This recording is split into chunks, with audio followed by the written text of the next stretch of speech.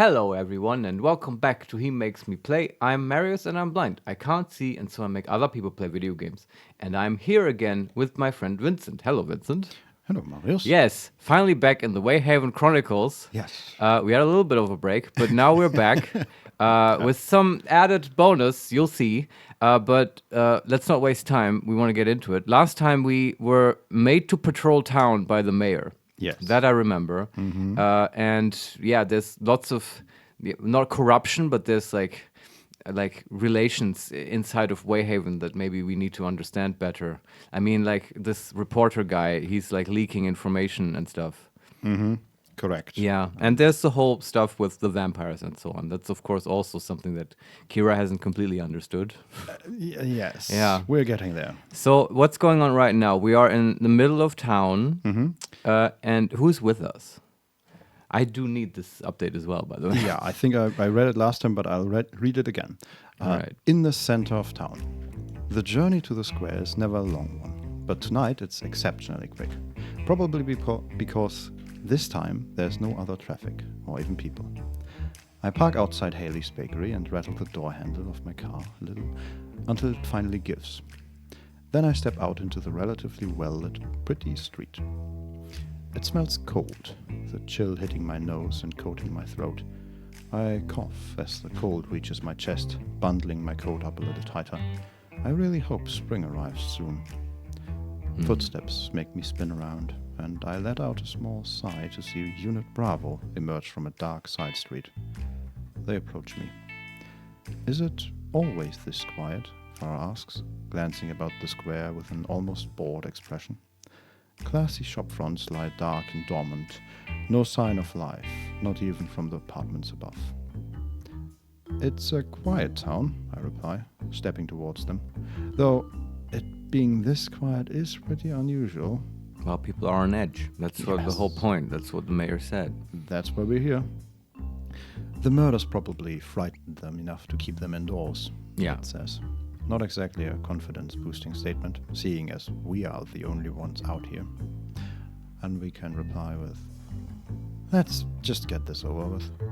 Number 2, shall we start the patrol? Number 3, I doubt anything will happen tonight, but be careful. Number 4, sorry you guys have to freeze out here with me. And number 5, we'll patrol for a few hours and then head home. Yeah, either 2 or the last one. I don't like this complainy attitude. I would say just shall we patrol? Yep. The antique clock above the town halls clicks 8:30, and I glance over the group. Shall we get started on the patrol? I suppose there's nothing else to do, Farah states, rocking back on her heels. Here, Adam says, stepping closer, holding out a hand. A tiny black box sits on top of his palm, no bigger than the top of my thumb. A box? Yeah. Okay. It's an agency radio. Ah. My brows quirk up as I look at the size of the thing. We'll stick together as much as possible, but just in case. Oh, this cool spy equipment. Yeah. For a moment, I thought he had a puzzle box, and I was like, are you trolling me? Seriously? Or like the silver bullet. Yeah. I shrug, figuring it's a sensible plan. Taking the radio, I clip it to the collar of my jacket. How does it work? Just press it with your finger, Nate explains. After giving it a test and finding just how sensitive a piece of equipment it is, there's no more procrastinating. We head out. I can't help but feel a boost in confidence with the 4 agents flanking me as we walk. Yeah, I bet this is the safest patrol she's ever done, and this is the safest that Wayhaven has ever been, if there wasn't a crazy vampire killer on the loose. That's the one problem, yeah. Yeah, but I guarantee no teenagers will throw TP at houses tonight.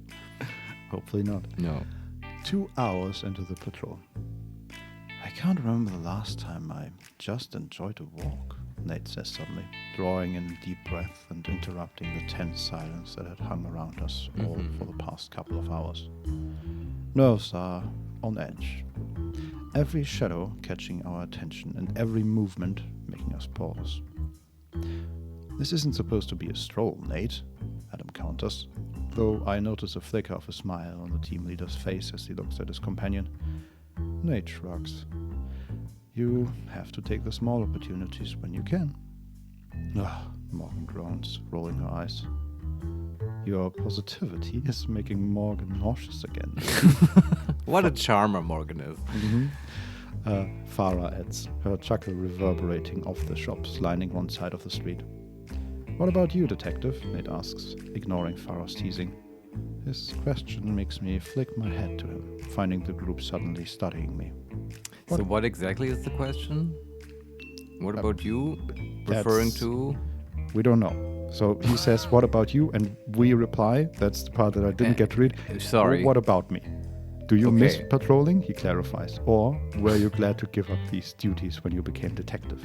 Okay, she's just as confused as I am. Yeah. I guess. So, his question is, do you miss patrolling? And we can reply, I can do more as a detective than I could as an officer. Number 2, I miss being proactive. Detectives only deal with crimes after they've happened, not prevention. Number 3. She misses being Superman. Yes. Fighting crime. Yeah. Number 3, I didn't think I'd enjoy it, but actually, I'm glad to be a detective. Number 4, I certainly don't get to interact with people in town as much, which I miss. Right. Number 5, I'm more suited to working through evidence than being out and about as an officer. Number 6, I thought I'd enjoy being a detective, but sometimes I regret it. Number 7, There's a lot here. yeah, it gives me more time in the lab, which is something I enjoy. This is probably... Oh, please go on, Vincent. There's one last option. Number 8, I haven't been a detective long enough to decide yet. That's a cop-out, pun not intended. Nice. I really feel like that's a behind-the-scenes sort of stat choice we're making here. Couldn't see it, but I made finger guns at you. I'll make them for you, Vincent. Oh, so cool, finger guns. It's such a dad move, too. Yeah, anyway. But I don't care about the stats. I do care about who Kira is, and I think we've established that she kind of became a detective against her will. But I also don't want to be, I don't like this grumpy, complaining attitude. So it's perfect, the option here that says, I didn't think I'd like it, but I do, right?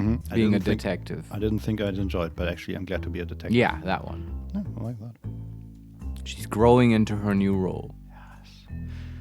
To be honest, I didn't think I'd enjoy being a detective, I reply with a shrug. But now that I'm settling into the role, I'm really glad it happened. You're certainly much more capable than the old detective, Adam says suddenly, catching my attention. He turns to look at me, no emotion on his face. According to your mother. I turn away with... We haven't met that guy, right? No, not in the game. Yeah. I assume that... Oh, you met him outside of the game? No, I assume that our character knows him. Yeah, I see. We don't. Yeah. I turn away with a frown and sigh. I can't really deny it. The last detective was so incompetent she barely knew how to file a report, let alone solve a real crime. Thankfully, there hadn't been any of those until now. We continue on down the street, conversation coming easier than it had when we first started out. Even later. 11 o'clock brings with it a deep darkness and a still deeper chill. The cold seeps through the pockets of my coat, biting at my fingers and settling with an ache on my shoulders. My walk has turned into a stomp just to try and keep the feeling in my toes. Midnight is our agreed stopping point. I glance up at the large clock tower, protruding from the night sky so high it can be seen from anywhere in the center of the city. Only 57 minutes to go. The agents had split off a few minutes before, checking out a couple of longer side streets before we have to meet up again. They'd made sure I'd check my radio was still working at least 10 times before going, but I doubt I'll need it. The thing is, like, if you describe characters being bored, there's a risk of it being boring to read as well. But it just makes me feel like, oh man, something's about to happen. It's a setup. I'm beginning to half hope something will jump out of the shadows just to relieve my boredom. Like, don't get complacent, Kira. Even I could have told the mayor the killer was unlikely to return to the same place where he had already killed. meanwhile, at the edge of the center of town. So, Okay. Murphy hates cold nights, though at least the cold keeps the clouds away. The moon shines down on the streets unobstructed. He doesn't know why he's walking out. He'd had his fill of blood from the boy the other night. Oh shit, Vincent, this is supernatural now. So we're looking at the killer? We're talking about Murphy, yes. Yeah, okay. Do we have to change? Yeah, that's what I was sneakily implying. Okay. I would say so. Yeah. We have theme songs now for people. Yes. Yes. For some reason, it makes reading easier. Nice. So, Murphy hates cold nights, though at least the cold keeps the clouds away. The moon shines down on the streets unobstructed. He doesn't know why he's walking out. He'd had his fill of blood from the boy the other night. It will be enough for a while. Walking about is pointless anyway, with humans huddled up in their houses. He can smell their fear, even through the layers of bricks and mortar. A thrill crackled through him, knowing he is the cause of such terror. A couple of deaths, and the whole town had been brought to its knees. Wow, he really revels in his power. And he's a sadist. I mean, we have seen him in action. I'm not surprised. Yeah. He is a what you would call a genuine piece of shit. A true monster. Yes. But he's just walking around town anyway. So we could encounter him. Yeah. Yeah, okay. Shoot him too. With a low chuckle, he turns to head back, hoping to work on his project for a few more hours. Finding the right human in this small backwater town is a much harder task than it should be. Then a smell hits his nose, wafting through the streets with the faintest of scents. But it is enough to catch his refined senses. It makes his nostrils flare wide, his eyelids flicker shut as he inhales deeply. Blood pulses through veins, the right blood, pulsing through the right veins. He grins. He's found them. He got the scent of Kira, I guess. Yeah. Yeah. I was a bit confused by found them. I hope he doesn't. Does He's he not looking for also- the vampire. Yeah, I don't know. We Bravo. still lack many details about this whole blood thing. Back at the square. Yes, you got it. This is so stupid, I love it. 41 minutes left. Counting down isn't really helping, but at least it's something to do. Silence stretches as long as the night shadow, and I let out a breath just to break the quiet monotony. Turning the corner of the block, my heart leaps into my throat as a figure emerges from the dark alleyway beside me. It settles again when I recognize the shape of Yeah, this is a fake out. Adam, Nate, Morgan, or Farah. Oh, do we get to basically pick reality now? Yeah, we can change reality. Ooh, okay. Who do we like? This is a very tense scene, right? Tension has been building. The killer is probably about to pounce on us, and now we get to pick who's our ally when that happens, presumably.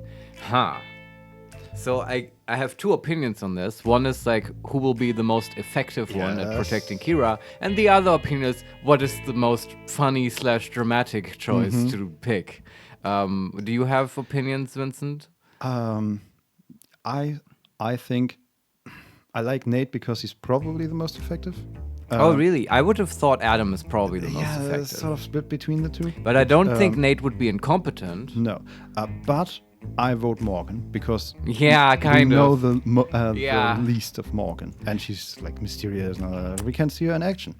Yeah, it's sort of the most interesting for some reason, right? I also thought Farah, but that makes me feel bad. I feel like she would be overwhelmed and we would have to protect her. She's like the youngest. And also stuff. an interesting situation. Yeah. But With Nate, there's like no drama because he's both nice and competent. So he would probably just kill the killer and we're done with the book. We can close it and put it away. yeah, credits roll. Yeah. Or whatever happens. And in with the book. Morgan, they will be like bickering and like, I don't know. Yeah, pick Morgan. Okay. Yeah. Morgan, I blur, trying to relax from all the adrenaline the fright had injected into my system. Who are you expecting? She asked with a sneer. The boogeyman? But the killer, Morgan, you Yes, remember? the one we're looking for. Yeah. The adrenaline is quickly replaced by annoyance. Where are the others? I ask. She leans back against the wall, folding her arms. They are going to meet us here. I give a nod, standing at the edge of the street, and a couple of minutes of heavy silence pass. And we can say, so we're just supposed to wait? Awkward. Silence? Damn it, we picked Morgan. God damn it. No, but this is good. She just lights one cigarette after the other. Yeah. Uh-huh. So, yeah. What are you doing around town here? I can also say number 2. It's my... we don't say the other 3 out loud. It's my first chance to really examine the agent, and I like what I see. Number 3, without realizing I've moved closer towards her. And number 4, continue to wait in silence. Are these like spicy options? What is this? The second option, it's my first chance to really examine the agent, and I like what I see. That seems at least a bit spicy. Yeah, but is that meant in a romantic sense, though? Or is it like, yes, she has very defined calves and like can probably run fast and punch people good. She will be an effective asset in my agency. I think it's closer to being romantic. I think you're right. But then what is the next one? Are they both romantic? I think is it like Kira is being ensorcelled and moving closer against her will? I don't know. Yeah, but I kind of don't want to pick just number 3, which is sort of boring. Maybe we move closer for no reason. Or do we just break the awkward silence and see how Morgan reacts? Oh, which one was that? Is there 4? No, the first option. So we're just supposed to wait here in silence? Oh, that one. Yeah, okay, pick that one. I forgot about that one. Good thinking, Vincent. Quiet continues to settle over us, as heavy as the darkness. I shift on the spot, rubbing my hands over my arms to stave off some of the cold. So, I say eventually, we're just supposed to wait? I glance over at her, her head swinging around to face me. In complete silence? Does it make you uncomfortable, detective? Her top lip half curls into an amused smirk. Oh, I bet she enjoys this. She's one of those weirdos who, like, enjoys awkward silences. I roll my eyes and turn away. She stares back down the street, though, surprisingly, she keeps the conversation going. So, wanna tell me how someone with about as much experience as a 10-year-old got to be a detective? Wow, throwing shade, Morgan. But that's something we've noticed as well. A lot of experience there. Well, we're just very talented. How about that? Yeah. It's not a conversation I'm too happy to be part of. I narrow my eyes at her. Detective Rel was retiring, I explain. The police captain and the mayor decided I was best to replace her. I leave out the part where the promotion was rushed, though. I received no extra training or testing, except shadowing Rel for a few days before she left, which mostly involved fetching her coffee. So you were only promoted out of what? Morgan begins, her lips curving into a long, slow smirk. Desperation. Necessity? Yeah, basically. Yeah. We can say, I was promoted on merit. Number 2, I don't have to prove anything to you. Number 3, do you have any setting other than jerk? That's the one. Number 4, hey, as long as I get the pay raise, I don't care. Nah. Number 5, whatever the reason, I'm still a detective. Or number 6, ignore her mocking. So the thing is, I think it's number 2 where she says, I don't have to prove anything to you. That is correct. The problem is, saying that out loud does not actually do the thing you're saying, because you always sound sort of like she got to you. And the thing to say that actually sort of manifests that attitude is to crack a joke in this situation, right? That's the winner kind of move. And I'm glad that the game provides this. And this has been pretty consistent, I have to say. Like, they come up again and again, sort of witty conversation options, which actually make me chuckle. So good on you, game. And that's the one I want to pick. Do you have any other setting than jerk? And I bet Morgan wins it, gets it. Like, I think she throws a lot of shade, right? But she dishes it out, but she can also take it. I bet. And if not, then I don't like her anymore. We'll see. Yeah. I plant my feet firmly on the ground and arch and brow. Do you have any setting other than jerk? It depends on who's pressing my buttons, she replies. And how they're pressing them. The smile widens, showing a perfect line of white teeth. That's clever. I like it. Uh-huh. You were right. She can take it. Staring at her for a while longer, I decide I'm not sure I want to know the meaning behind those words. Look, I don't know. Shh, she hisses, launching forwards a little, her eyes wide. I snap my mouth closed, but only because of the sudden wariness with which she moves. My hands run over the gun and pepper spray at my side, then the radio attached to my coat. What is it? Morgan's lips curl into a sneer. We might not be alone. I swallow hard. Oh shit. I think this is a supernatural encounter. Mm-hmm. Murphy dashes through the streets like a hound after a fox. He sprints through the alleyways with ease, following the scent. It intensifies the closer he draws to the very center of town. There are other scents, supernaturals like him, but they aren't his focus. He cares little except for the vessel. And it's close, so close. His eyes flutter shut as he lets his senses lead him onwards, deftly avoiding the trash cans, parked cars, and other obstacles which block his path. Close, closer. Staring into the complete darkness does nothing to help my nerves, but I keep myself steadied, hands flexed for any sign of movement. The only movement, there are two, this. The only movement. Yeah. She's nervous, Vincent. This is in character. That's fine. The only movement comes from Morgan, who suddenly twists on her heel to stare at me. Her gaze flashes over me, her nose wrinkling. It's you. What? Your scent. I raise a brow. Excuse me?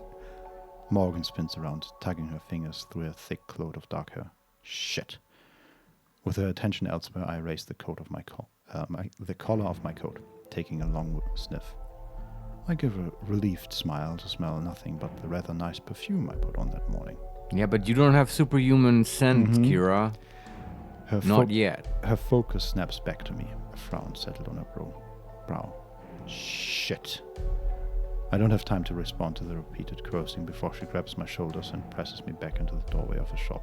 Call for backup. Use the box. Yes, that's what it's there for. When I do find my voice, I open my mouth, but all that comes out is a yell of pain. Oh. 1,000 sharp pins dig into my brain, and I clutch at my coat. What the fuck? I don't know. What's going on? My knees buckling under the agony. Ugh!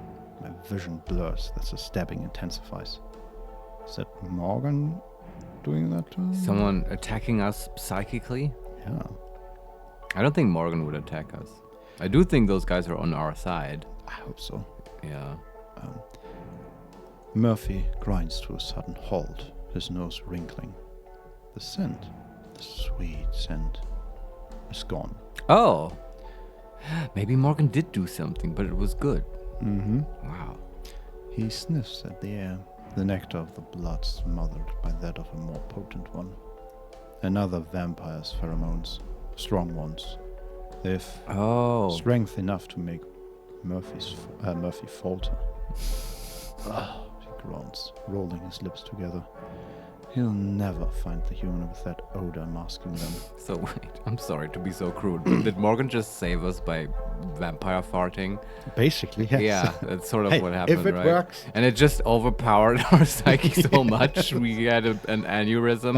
Okay, well, whatever works, I guess. Yeah. His limbs tense, his eyes wide in worried thought. Has another vampire already found his prey? No, he shakes his head at the thought. Whatever vampire it is won't be able to use even that strength of pheromones to get a bite. Murphy could deal with another vampire if he were more prepared, but not now. The most important thing is that he's confirmed there is another vessel in this hole of a town. He grins into the dark, twisting on his heel, and heads back towards the thick of the forest and the town's border. He is content to wait for another night. Okay. It takes a while, but the other vampire scent finally begins to drift away. Morgan lets out a relieved breath, her shoulders slumping with the effort of maintaining that level of pheromones, even in a short blast. I wonder what did she actually do? Release pheromones? I don't know Yeah, how. I guess. Sweat glands? Maybe. Yeah, how does it work? I mean, it's supernatural. Who knows? Okay. At least it had worked, obviously masking the detective's scent long enough to disguise them. Turning back, she looks at the doorway, expecting to see the detective. Instead, she finds her crouched on the ground with her hands tangled into her coat. Crap, Morgan mutters, frowning at the sight. Agent Langford had said pheromones wouldn't work, but curling into a paint ball isn't the usual reaction to them. Not that Morgan really cares, and whatever effect happened seems to have worn off with the pheromones gone. The detective lets out a breath and shifts slightly. As long as Agent Langford doesn't find out she crippled her kid, then she doesn't have to deal with the lecture about it later. With a groan at the thought, Morgan kneels down to come level with the detective. You alright? She offers out a hand in reluctant aid. Man, I hope Kira finally starts to ask some serious questions. You Because think? this is not a normal thing. No. It is And not. she should figure out that Morgan is behind this. Yeah. Yeah. Just get thrown into the doorway and then have a panic slash... Yeah, and what Morgan said before, the scent and stuff, it's like very obvious. Yes. She did something. Okay, let's see. Or we can say, yeah, I'm fine now. Just a weird headache. No. I stopped thinking about it. Yeah, the detective replies, taking the offered hand. Number 2. Oh man, I'm in serious need of painkillers, the detective replies, taking the offered hand. It's interesting that we are suddenly watching this scene from the perspective of Morgan. Yeah, I know. I've noticed some head hopping happening. We're also occasionally taking third person limited on Murphy, which that I'm fine with because it's such a different character. But Yeah. here, but it's okay because we were incapacitated, right? And that sometimes when that happens, it's a very effective trick to not describe that from the first person perspective, but to just say, oh, another character sees how main character collapses, runs away in fear, etc. Yeah. Although that didn't quite happen because earlier we had the whole our brain is tingling and stuff. Here's the thing. I'm fine with the actual text being Morgan. Yeah. But I feel like this would have been better if the options would have switched back to our perspective. Aren't they our perspective now, though? No. But we take the hand or not, right? Yeah, I'm fine now, just a weird headache. The detective replies, taking the offered hand. Right. No, and it should be I reply. Yeah. Yeah. I mean, I see that there could be some confusion between, okay, is I now Morgan or is the detective? But still, I feel like... Yeah, that would not work if you do better. it consistently, though. Like if you establish, okay, we're either I, as in Kira, or it's from Murphy's perspective. Yeah. And I don't remember if the game ever, like, do we ever... I think we do have scenes where it's just the vampires, and then how are you going to do that? I guess third person. Anyway, it's a bit like you might edit it a little bit, but it's also since it's like a choose your own adventure thing, I'm sort of less irritated by it and more lenient with more hopping. Okay. Interesting. I don't know why. It doesn't bother. If this was just a novel, it would bother me more, I think. Yeah. Well, it's enough to get my notice. Yeah, It's definitely. fine. So, yeah, I'm fine now, just a weird headache, and we take the offered hand. Number 2, oh man, I'm in serious need of painkillers, and we take the offered hand. And number 3, I'm fine. No thanks to you, the detective replies, batting away the offered hand. No, take her hand. Number 4, thanks for the concern, the detective replies tartly, though taking Morgan's offered hand. And number 5, the detective bats away the offered hand and gets up by herself. Leave me alone. I don't know what tartly means. It's just a word I don't know. I think tart means sour? Yeah, isn't that? I thought that's like a condiment or like a biscuit. A tart. Yeah, as an adverb. This is a that total too. Britishism. I'm sorry. Yeah, I think it's you're correct. It's like a pie or something, but it also implies that it's a tart pie, so a sour pie. Yeah. So she's like slightly soured. I think that makes sense. Not what I want to do. I think number 1 is fine. Just a light headache. Take her hand. Sure. But do ask her about what just happened. I hope so. Yeah. Yeah, the detective replies after a heavy breath. I'm fine now. It was just a weird headache. She reaches out, taking the offered hand, and Morgan pulls her to her feet with ease. Hope she says that dripping with sarcasm. Just a weird headache, Morgan. That's number 15 on my list, Morgan. Yeah. A weird headache? Morgan asks. Curiosity, not one of her usual traits, piking a little. The detective brushes herself down before glancing at Morgan. It's probably from lack of sleep. For fuck's sake. No, now it's kind of funny how incredibly oblivious. How long can Kira play this game and pretend she's not in a vampire story? Yeah. Because guess what, Kira? You're in one. Yeah, and you Yeah. have been in one for a while now. Yes. And actually, you're probably a vampire too, somehow. And yeah. I mean, maybe she has been a vampire her entire life and she just never really noticed. But Vincent, now I'm committed to always picking the conversation options that make her the most oblivious and explain everything away as like normal mundane stuff. Yes, the typical human explanation. Why do the other people never notice And the then supernatural? Because when they we're- just have explanations for it. When we were playing book 3 and she already is like looking in the mirror with like fangs coming out of her mouth. Where we're she like, actually can't well, see herself in the mirror anymore. Yes, exactly. She's like, oh, I've always had dentist problems. Yeah. Should make an appointment. All the mirrors around you seem to be broken. This is weird. Yeah, I should also go see my ophthalmologist. I can't see myself in the mirror Yeah, anymore. so, and, yeah, well, anyway. yeah, okay. It's probably from lack of sleep. Morgan gives a non-committal nod, turning away with her brow tight in thought. With the threat past, Morgan begins to consider leaving the detective to find the others. That is, until she hears stumbling footsteps behind her. Whipping around, she just manages to see the detective stumble again, her feet unsteady, about to lose her balance completely. Before realizing what she's doing, Morgan lunges forward, snapping her hand out and grasping the detective's arms. She yanks her closer, not so that they're touching, but just so she won't fall. It steadies the detective enough so she can regain her balance. Morgan can't help but worry. If the effects of her pheromones are going to linger, then Agent Langford is bound to find out. And it's nice to see that she has a caring side too.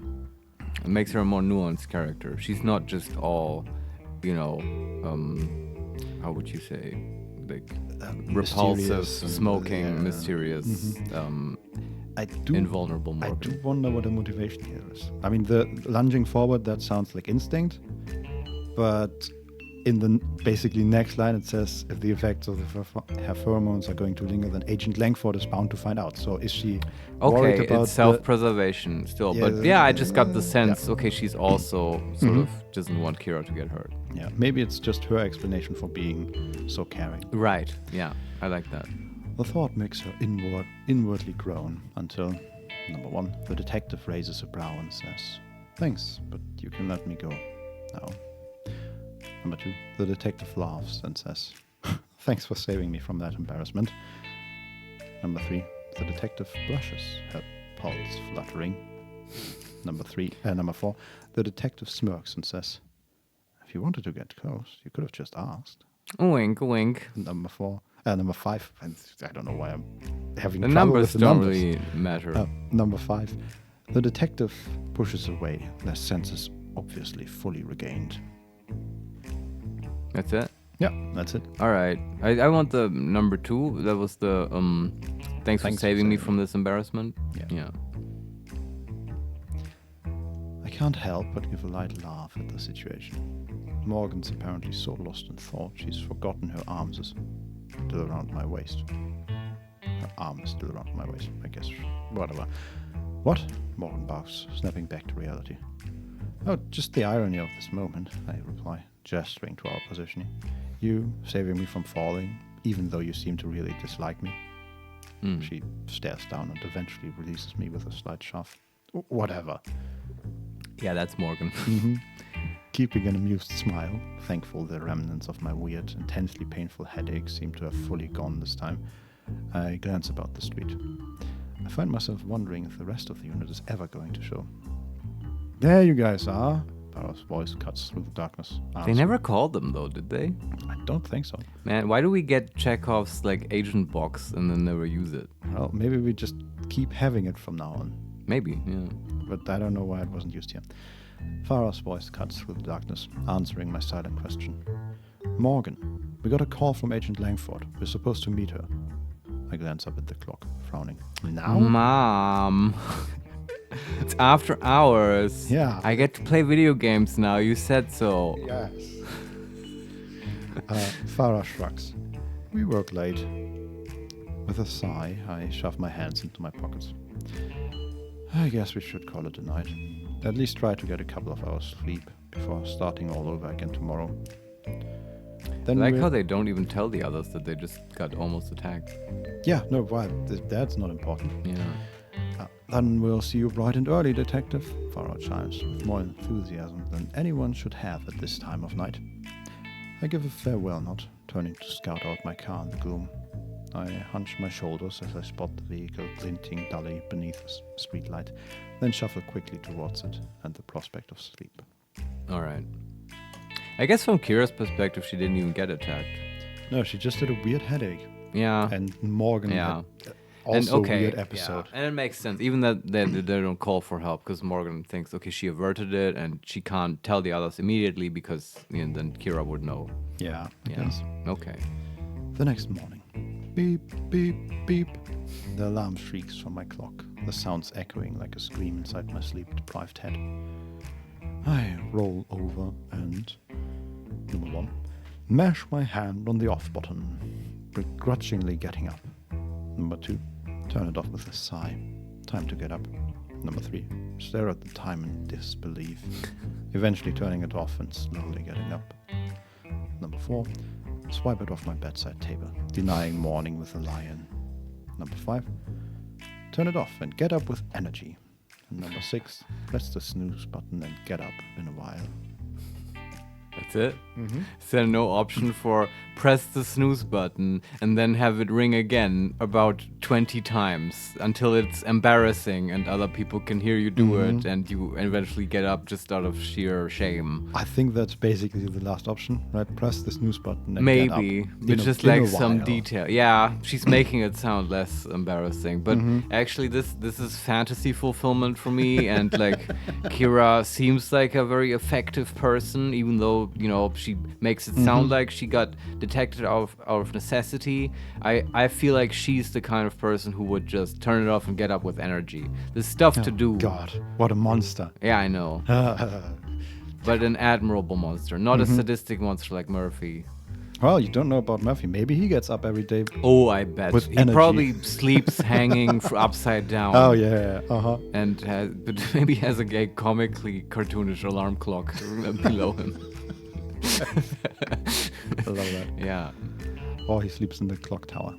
He probably just uses iPhone. Yeah, probably. Yeah. A modern Wait, vampire. they don't have those here, remember? Oh, Or- yeah. Actually, they did, and that confused me as well. I don't remember. Yeah, how it was first- back in episode 1. I think we talked about phones in this world. I switch off the alarm, Yes. turning onto my back and blinking myself fully awake. It only takes a few moments. Sliding out of bed, I stretch out the few kinks in my body before striding towards the bathroom to get ready for the day. While continuing to try and ready myself for the day, tugging on my usual outfit of jeans and waistcoat, I begin gathering up my things. The morning sun blazes in through the square windows of my living room, the golden light seeping around the rest of my one-bedroom apartment. This is the kind of stuff that, in my opinion, does not need to be described. Oh, but we have options to take in a moment. Sure. The building may be boring, flat, and made of unappealing red brick, but at least it gets a good amount of light. See, aren't you excited now? Huh? More about the boring bit. She literally says boring. Like, I see I why don't this is extremely important. I mean, if this was a metaphor for her character, maybe it is. But it's just Well, description for description's sake. I glance about the room. Having lived here for years, I've kind of gotten used to how it looks. Number 1, it's a minimalist style. White walls, clean lines, and little furniture with sparse modern decorations.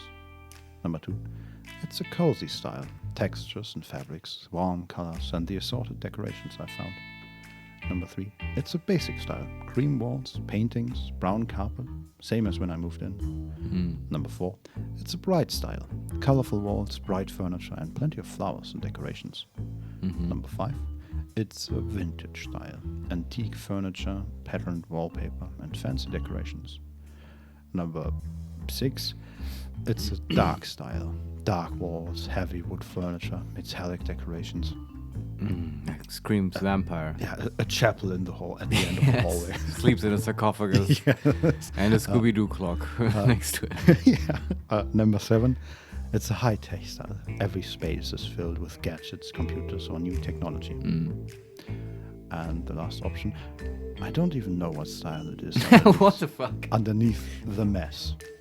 Yeah, okay. I kind of That- like that because I wish I would have said that before you read it, but I thought like, Kira seems like the kind of person who has a messy apartment Yeah. for some reason. She's like very effective and organized at work, but just doesn't give a shit at home, and she probably doesn't spend a lot of time at home. And at some point, Tina would just come by and tell her like, "Hey, why don't you just get like some personnel to help you? Like you can afford it, Kira. You work so much. Here, let me give you a back rub." And then my fantasy trails off. But like, yeah, I kind of want to pick the last one. Although here's the thing to consider is we gave her the fashion option of having like a fancy waistcoat and stuff. Yes. Looking like Cameron House. That's kind of fancy, but it can work with the messy apartment. Yeah. But if it wasn't a mess, what would it be? I think the minimalist. Interesting. Right, that fits with the waistcoat and stuff. Yeah. I don't think it's cozy. I don't think it's like very bright. I also don't think it's like a vampire dungeon place. That's not her either. No, but I can totally see the vintage style because waistcoats are sort of extravagant and a little weird. It depends how you wear it. I feel like the Cameron style of waistcoat is not super vintagey. It looks sort of modern. Yeah. She also had these little, I don't know how you call them, the things on her shoulder, which were sort of playful. That's part of the Cameron outfit for me. Yeah, right. And like the thing with vintage apartment stuff, it implies that she cares a lot about that stuff, and that she spends a lot of time and money getting that stuff, and that doesn't work for me with Kira. Yeah, that's true. Right. For some reason, a waistcoat made me think of Taliesin from Critical Role, and Yeah. that is definitely either dark or vintage style. So But that's on a guy too. Yeah. It's a little different. But yeah, So the mess. the mess or minimalist? What do you prefer? I don't like the minimalist thing. Yeah, all right. Mess it is then. Yeah. Honestly, makes it a little likable, I think. I purse my lips, not even sure what kind of decorative style I might have been going for before the mess piled on top of it. It's not like I meant for it to be this bad, with clothes piled on chairs, papers strewn about tables and floor, and I'm not sure how long that pizza box has been there for. I lead a busy life. It's not like I always have time to keep things tidy. That's exactly right, yeah. Shrugging off the thought, I shove my things into my bag, sliding it onto my shoulder, and head out of the apartment. At the station. Shuffling into the station, I glance up and almost stumble to a stop to see Douglas sitting at the front desk. That's the useless mayor's son, yeah? In shock to find him here before me. It's hard to remember the last time he arrived before 10. Actually, the detective just walked in, he says into the phone, smiling at me. Did you want to speak to her, Captain? Suddenly, I'm extremely glad I decided not to lie in. Oh, okay, I'll let her know. Douglas places the phone down, turning to look at me as I wait. He says the mayor was an idiot to send you out last night, but even though you didn't find anything, it paid off. Apparently people were happy to see you out and about. Maybe the mayor wasn't all wrong. Yeah, and it's good to know that the captain sort of has our back. Sure, yeah. I agree. It's nice. Yeah. At least it wasn't a total waste then, I mutter, shrugging off my jacket and heading out to my office. Inside the office, the unit is already at work. Something I've grown used to walking in on the past few days. Farah glances up at me, eyes widening. Wow, did you manage to get any sleep, or is this your usual look? Man. Okay, but this is Farah now. Yeah. It's not okay, yeah.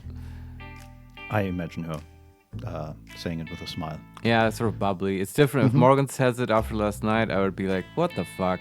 Yeah. Yeah. We almost got them out. Come on. Farah is so young, she might not even know what she's doing. It's true. I do look more than a little sleep deprived. When I had managed to catch a glimpse of myself in my car's rearview mirror, I balked at my reflection. Shoulders sagged, skin duller than usual, even big dark circles appearing under my dark green eyes, light green eyes, dark blue eyes, light blue eyes, dark brown eyes, light brown eyes, hazel eyes, grey eyes. Grey eyes? I don't know. It's dark and stormy eyes. How about dark green? Sure, first option. Yeah. Shadowed circles had been sitting beneath my dark green eyes. Not the most motivating image to see in this mirror this morning. I'm reminded of Farah's jib as she smiles towards me. And we can say, I got 3 hours of sleep. Don't mess with me today. Number 2. Well, that's just rude. Number 3. This is how I look. Deal with it. I like that one. Number 4. I roll my eyes, too tired to deal with quips today. Number 5. I didn't realize I had to look a certain way in order to solve crime. This is how I look. Deal with it.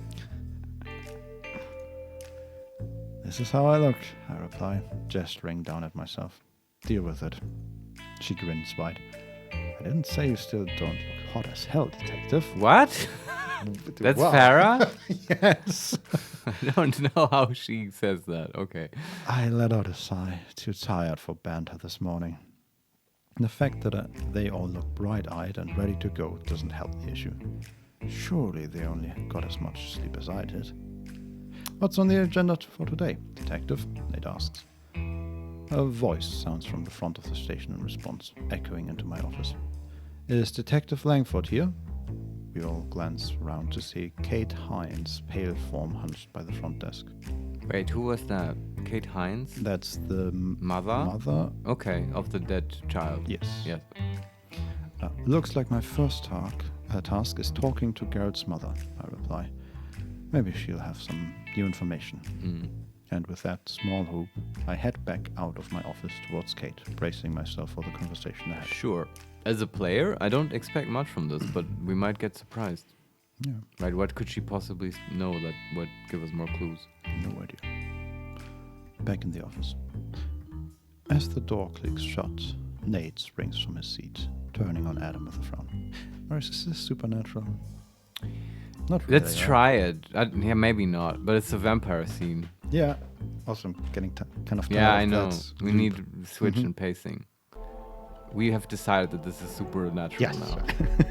Even though the detective has absolutely no clue that anything supernatural is going on at all. No, this but is supernatural. Yeah, this is the vampires conspiring now. So, Vincent, please tell me what's going on in a conspiratory voice. As the door clicks shut, Nate springs from his seat, turning on Adam with a frown. This is ridiculous. We need to tell her the truth. Right, I agree. No, Adam replies, his voice quiet but commanding. We've had this discussion already. Last night changed things. We'd catch the killer a lot quicker with the detective on our side, Nate continues. We've been scouring through evidence for the past few days in the hopes of finding his location, and a town we just don't know. All while trying to convince the detective we've actually been trying to help her instead. Lower your voice. Adam steps forward, and though he's a few inches shorter than Nate, his presence isn't any less imposing. Nate scoffs and turns away with a shake of his head. Our job is to keep her off the trail, Morgan adds. It's not much of a surprise Morgan would side with Adam again, but it only serves to fuel Nate's annoyance. If we tell her the truth, it's possible it would only put her in further danger, Adam says, understanding of his oldest friend's frustration, but not willing to budge on this matter. Lying never did sit well with Nate. Nate frowns deeply. Keeping her in the dark could be even more dangerous. That vampire got far too close last night while patrolling. But we still managed to keep her safe, Adam counters. That was good going, Morgan, Farah says, glancing over her shoulder at the agent, seated in the far corner. Covering up her scent with your pheromones was pretty genius. Morgan gives a shrug, puffing out a long stream of smoke in response. She still hadn't told anyone about the effect those pheromones had on the detective. It's Interesting. Something she'd rather not have to divulge at any point. I wonder what the normal effect is. Did they just go crazy for the vampire and they're like hypnotized and enthralled?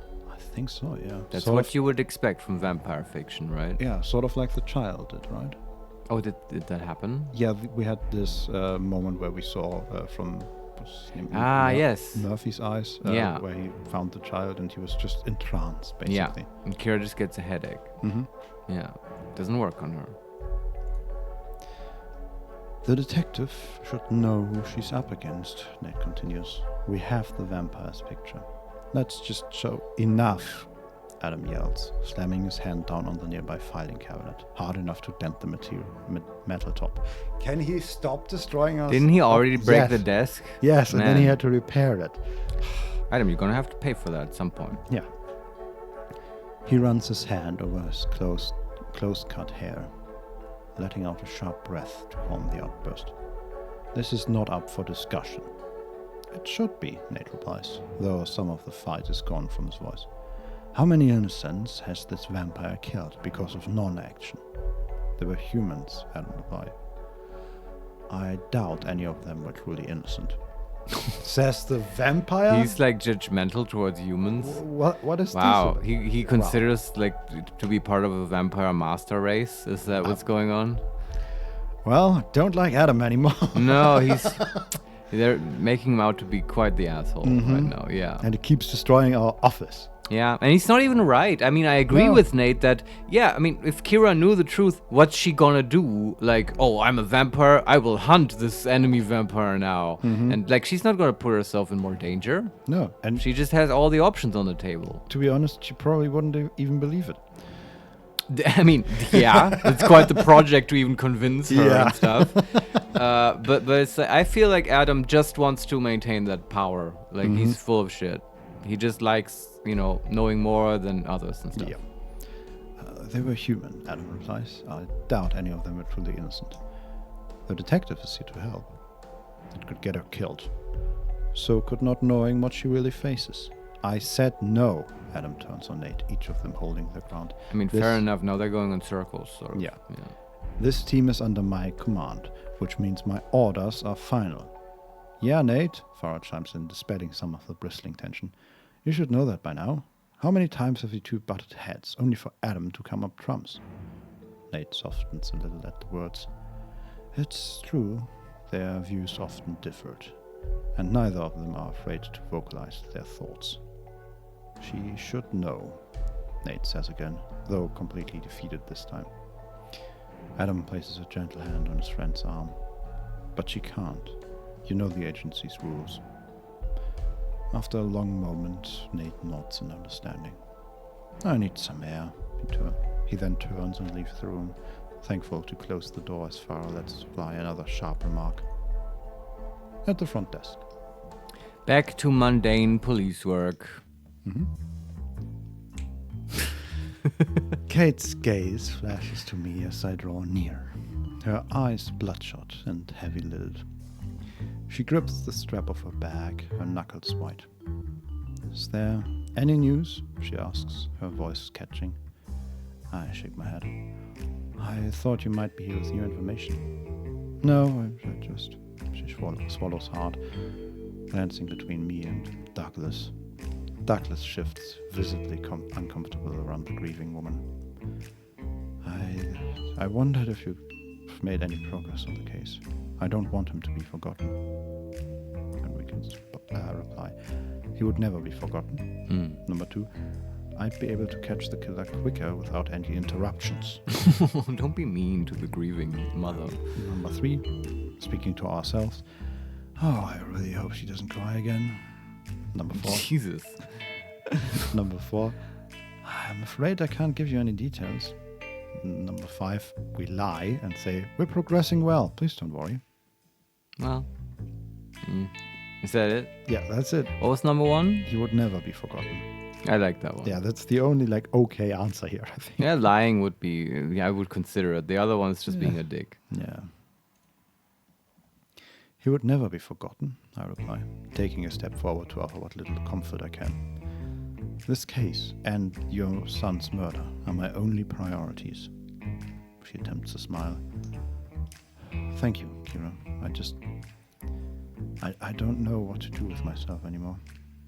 The smile cracks, her face knotting into a frown, and her breath chokes.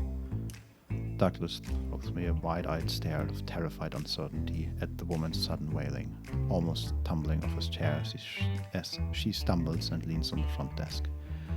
Her grief is far too heavy for her to stay standing. Man, lots of people stumbling in this episode. Mm-hmm. Quick, Morgan, stabilize this woman. Yeah, Morgan, get away. Thankfully, Tina comes in just as the woman breaks down. Tina. I haven't seen her in a while. Yeah. Save the day, Tina.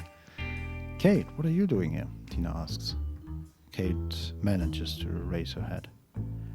I came to ask about the case. The words are barely audible between the crying.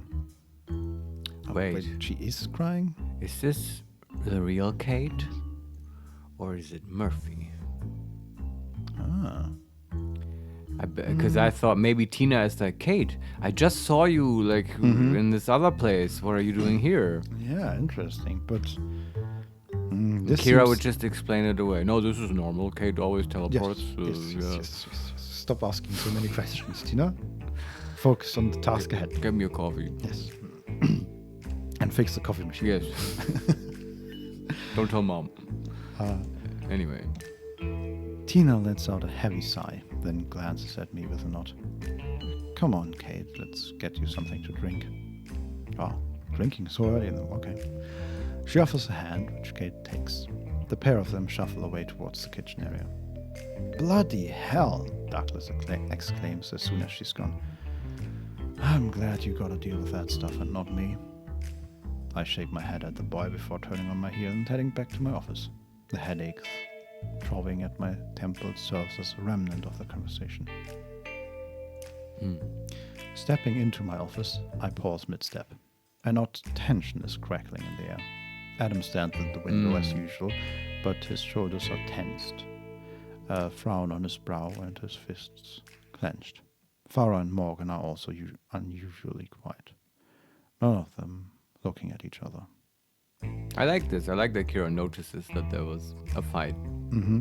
But she doesn't notice that there's a dent in one of her... Yeah, that would be funny. And no one comments on it. Yeah. Yeah. Well, it's then I notice a member missing from the unit. Where's Nate? Licking his wounds, probably, Farah replies, though not with the usual smile. I arch a brow at the odd reply, half growing used to the enigmatic answers she often spouts. Tina's dealing with Kate, I say, trying to dispel the odd silence. She came asking about the case progress. Adam shakes his head. We'd make more progress on it if you didn't keep running off to speak to those people. There's a sharp rashness to his tone that's stronger than usual. He's very unlikable right now. Yes. Number 1, those people happen to have lost someone dear to them. Number 2, whoa, calm down. I was only letting you know what happened. Number 3, speaking to anyone but you is preferable at the moment. Which is true, I kind of want to say that. They don't talk to us. I mean, they do talk to us, but they never tell us anything. Yeah. Number 4, because we've made such incredible progress staying in the office. It's also true we have spent like the last 4 days researching and not getting anywhere, right? Yeah, and I'm not sure what we were researching.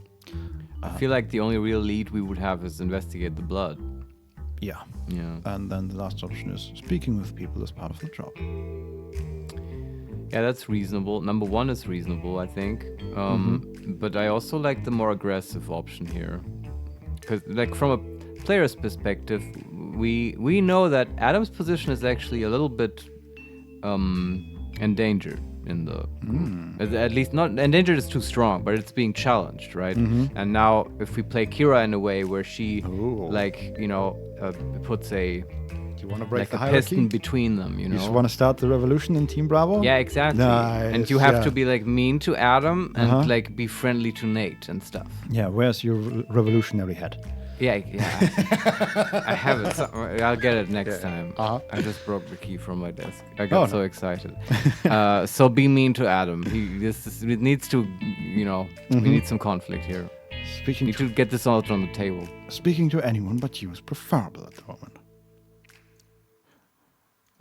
I reply in just as strong a tone. No wonder this case is failing with your attitudes. He folds his arms, but some of the fight seems to have dropped from him. My attitude? My eyes widen in disbelief. My attitude? I repeat. You've got to be kidding me. Yeah, damn straight, Kira. Your way of working isn't exactly conductive to ours. He quickly glances away, frowning in what I'm surprised to see seems like regret. Anger still flares within me at the moment. Fine, then do it your way, and I'll do it mine. I march back out the office. Okay, slamming the door with such force that the door frame trembles at the impact. Man, they're just taking this place apart. Yeah. Yeah. And also, like, leaving your office is not a strong move. It's sending them out of your office is a strong move, but it's sure. That's fine. It is if she has something to do. If she's just gonna make a coffee, then yeah. Yeah, I guess. Adam almost takes a step forward to stop the detective before the door snaps shut. He didn't know why he'd continued to push the argument. He regretted the remarks as soon as they'd left his lips. It was He's faltering. Yeah, it was just the fight with Nate had set him on edge. He was going to have to smooth this over. He refused to fail Agent Langford, especially due to his own stubbornness. Excuse me. You're really testing your people's skill today, aren't you? Farah says, rising from her place to stand at Adam's side.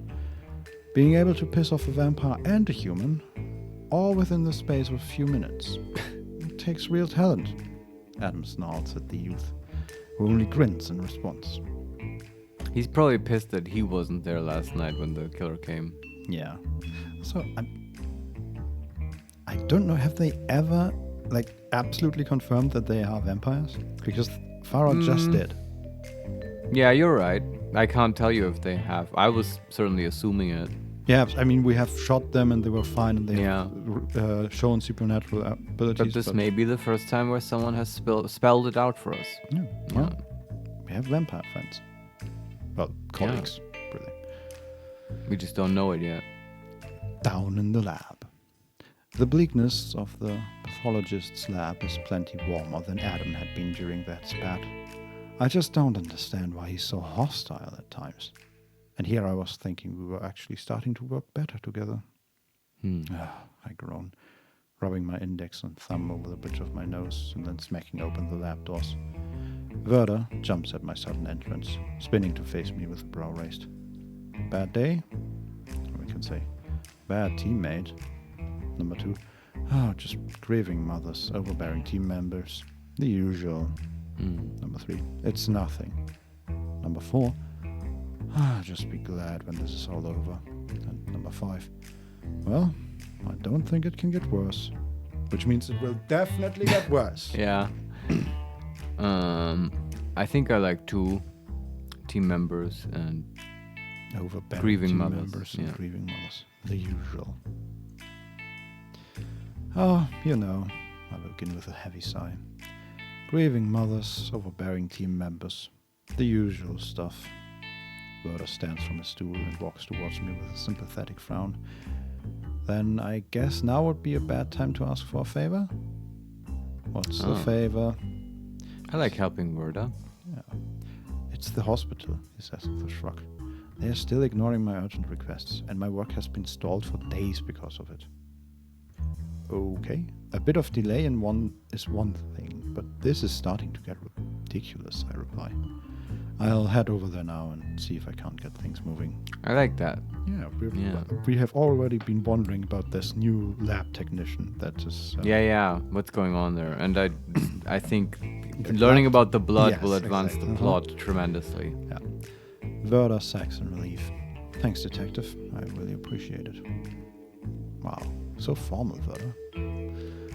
I give a nod. I'm thankful to have a task that I can actually complete, rather than standing around my office staring at the lack of evidence I've been looking over for days. Yeah. On the way to the hospital. So I probably should have told one of the team where I was going before I'd got halfway to the hospital. But she's going there alone. The fight with Adam had continued to nag at me. Still, I'll have to work with them again at some point. But after just earning my detective's position, I'm not eager to give up my first case to anyone, especially not someone like Adam. I glance down at my cell phone, so they do have one. The silver phone rocking slightly on the passenger seat of my car as I drive. And we can call Farah, call Nate, call Morgan, call Adam. Don't call any of them. I think we will call them next time, Vincent. I think that will be quite nice. We can next time explore the hospital. Cool. And I will think about whether we want them there or not. Right now, I'm feeling like not too hot on those vampires. But if they are still split, like calling Nate now would further undermine Adam's position. It's true. But it's also... I will say this. What if you go to the hospital and you learn about the blood without them being there, and then Kira has more time to strategize? Yeah. If you have a vampire there, they will immediately, know about it and maybe have something planned. I don't know. Yeah. It's just, something to think about. We could also encounter a situation where that new lab technician is actually Murphy. And either it's Murphy, gets attacked by Murphy, we get attacked by Murphy. There's like lots of reasons to have vampires there. Yeah. Or at least have them know about it. Yeah. But also lots of reason to go there alone. Yeah, and I do wonder, can you fail this game? Can you just die? And then it sends you to an autosave or something? If we can, I kind of want to do that. I would prefer it if there's like failure states, I think. Because I'm okay with that. I'm okay with, as long as you don't have to retreat long stretches of the game. That's how games make me quit, if I have to replay large amounts of them. Yeah. Anyway, we'll see that next time. Thanks for reading to me, Vincent. Thank you, dear viewers, for watching. We have a Twitch channel now. You can check us out on twitch.tv/HeMakesMePlay_live. It's HeMakesMePlay with an underscore and live behind it. And we pretty much always stream on Thursdays. 4 p.m. Central European Summer Time. Yeah. And that's like 7 a.m. in the US. In the West Coast, yeah. But for all the details, check the Twitter. It's that's right. And we mostly right now we're streaming Baldur's Gate 3. Yeah. But you can check that out. We're very excited about that. We're still recording for the YouTube channel. We're recording Wayhaven and other stuff. That's youtube.com/@HeMakesMePlay, obviously. And you can also follow us on Twitter, where we post lots more information recently @makes_play. And I think I got them all, Vincent. I believe yes, so. It's getting more and more. Anyway, we're getting out of here. Thanks for watching. See you next time. Bye-bye. Bye.